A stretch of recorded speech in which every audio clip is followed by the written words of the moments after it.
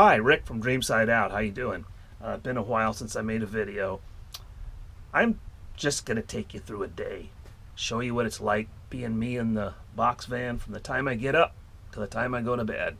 And this is rather short video because it's very uneventful. So I hope you enjoy.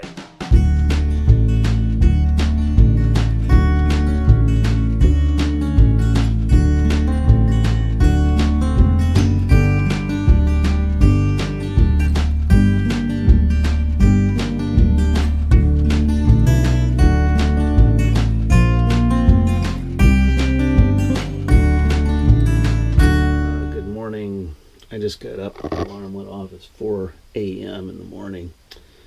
So I'm going to take you through my day, starting from when I get up, show you what I do.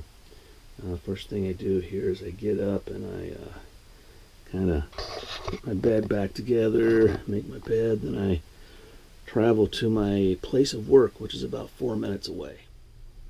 Alright, I just drove to the work parking lot where I'm at right now.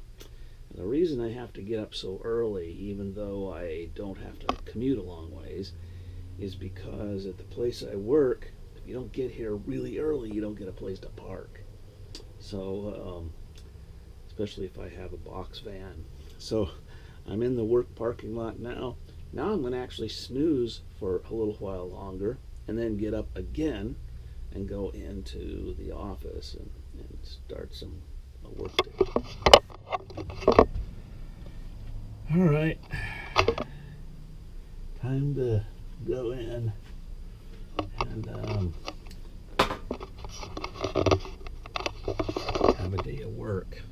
Okay, so I got off work, got some food to store here, just some easy to fix food that I don't have to cook. And I'm just going to sit down here by the waterfront. This is my routine. You know, I didn't film myself coming out of work because I don't want to do videos of my workplace. But this is just to kind of give you an idea of what it's like for me day in, day out. I mean, it's really a routine. Get up, go to work. So now I'm sitting here at my waterfront place, kind of parked out of the way here of the kite flyers this evening. Gonna fix some food up here. Stopped at a whole food place and just got some things I can eat that are easy to eat. Got some chicken there, see? Made. Got some salad. I don't eat this way all the time. Wash it down with a beer. And of course, I got myself a chocolate chip cookie for later. There we go. That's my meal for tonight. That's good. Got pretzels to kind of tide me over while I'm working on my art.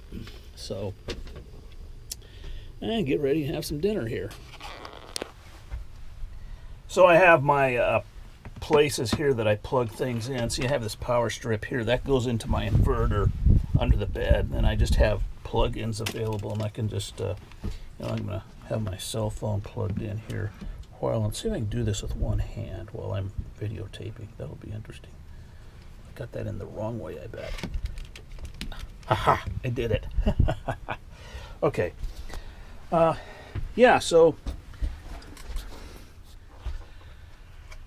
a lot of times, I stop at this really good whole food place that has organic food and good stuff, and they have really good pre-cooked spicy chicken. It's very good, and that's a good thing to get when I need something quick to fix and I just don't feel like cooking. I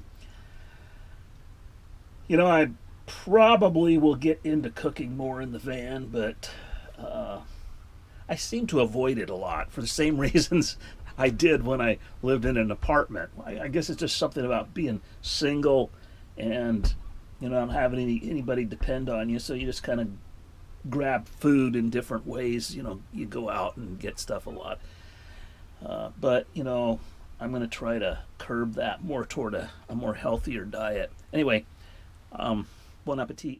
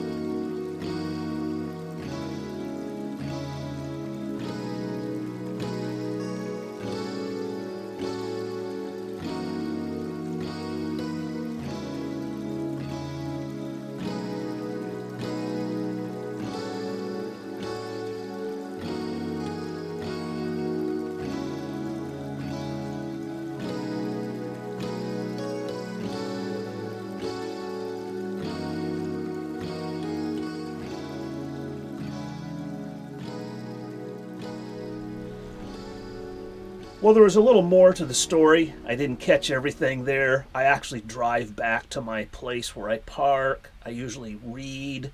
I read some Russian literature. I'm going through some Russian literature right now. I read the Bible.